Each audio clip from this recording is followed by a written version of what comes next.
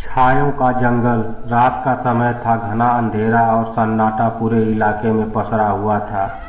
गांव से कुछ ही दूर पर काली वन नाम का एक जंगल था, जिसे लोग श्रापित मानते थे। कोई भी वहां जाने की हिम्मत नहीं करता था, क्योंकि कहा जाता था कि जो भी उस जंगल में गया वह कभी वापस नहीं लौटा। लेकिन रवि, सूरज और कबीर जैसे लोग भूत प्रेत की कहानियों पर विश्वास नहीं करते थे। वे तीनों दोस्त थे और रोमांचक चीज़ों को आजमाने का शौक रखते थे।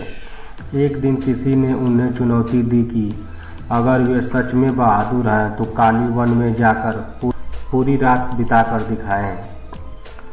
खौफनाक सफर की शुरुआत। तीनों दोस्तों ने हंसते हुए चुनौती स्वीकार कर ली। अगली रात वे टॉर्च और कैमरा लेकर जंगल में प्रवेश कर गए। शुरू में सब सामान्य लगा। ठंडी हवा चल रही थी, पेड़ों की सरसराहट सुनाई दे रही थी।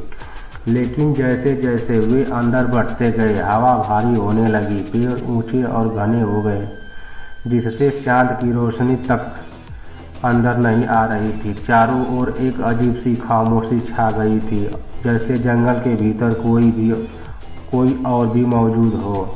अचानक रवि ने महसूस किया कि कोई उनके पीछे चल रहा है। उसने मुड़कर देखा, लेकिन वहां कोई नहीं था, बस एक हल्की सी परछाई। कबीर ने हंसते हुए कहा, शायद किसी जानवर की छाया होगी, डर मत। लेकिन तभी सूरज ने एक अजीब चीज देखी। उनकी परछाइयाँ उन्हीं की हरकतों से अलग चल रही थी। अगर वे आगे बढ़ते तो परछाई पीछे हटती, अगर वे रुकते तो परछाई हिलती रहती। अब तीनों के चेहरे पर डर साफ दिखने लगा। वे जंगल से बाहर निकलने के लिए मुड़े, लेकिन रास्ता बदल चुका था। अब वे उसी जगह बार बार लौट रहे थे, जहाँ एक बड़ा काला पेड़ था।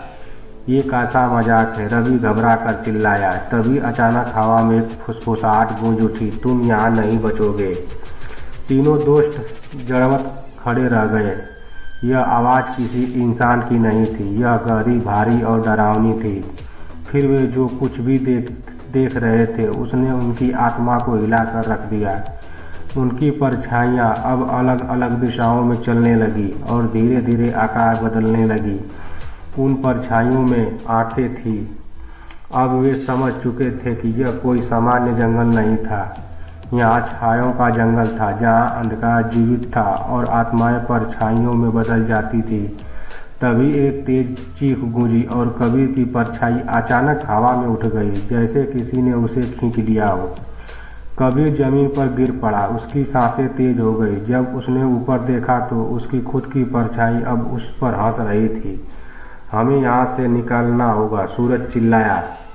रवि ने अचानक देखा कि पेड़ों के बीच एक पतली रोशनी की किरण दिखाई दे रही थी।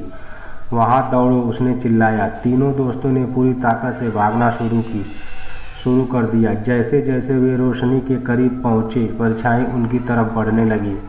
अचानक कबीर की टॉर्च बुझ गई और उसके साथ ही वह भी अंधेरा में समा गया। अब सिर्फ रवि और सूरज बचे थे। वे पूरी ताकत से भागे और रोशनी के पास पहुंचते ही अचानक सब कुछ शांत हो गया।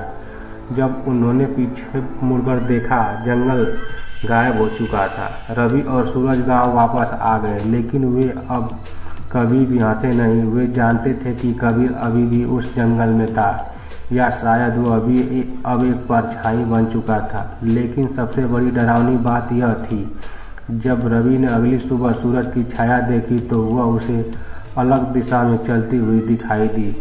धन्यवाद।